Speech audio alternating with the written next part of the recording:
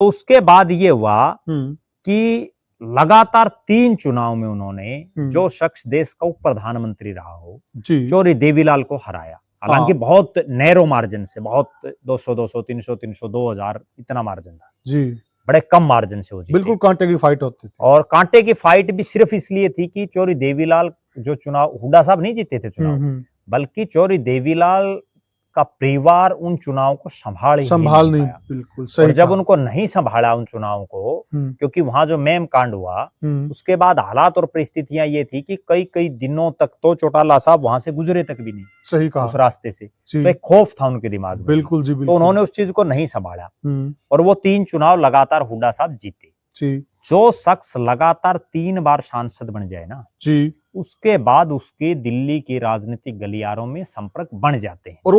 तो कहीं ना कहीं उसके बाद उन्होंने अपनी गट्स राजनीतिक रूप से जो है जमाई जी, और फिर एक ऐसे हालात और परिस्थितियां बनी जी कि भूपेंद्र सिंह हुड्डा विधायक बने, फिर किलोई से विधायक बन के वो विपक्ष के नेता भी बने, प्रदेश के अध्यक्ष भी उनको कांग्रेस ने बनाया, क्योंकि फिर वो लगातार वहां जो सांसद बनने के बाद अच्छी गोटी वहां उन्होंने सेट कर ली जी, गांधी नेहरू परिवार में भी और कांग्रेस के शीर्ष नेतृत्व में। और लगातार कोई आदमी एमपी बनता है तो नेचुरल बात है। भूपी से भूपेंद्र सिंह हुड्डा, बिल्कुल, भूपी से चौधरी भूपेंद्र सिंह हुड्डा बन गए।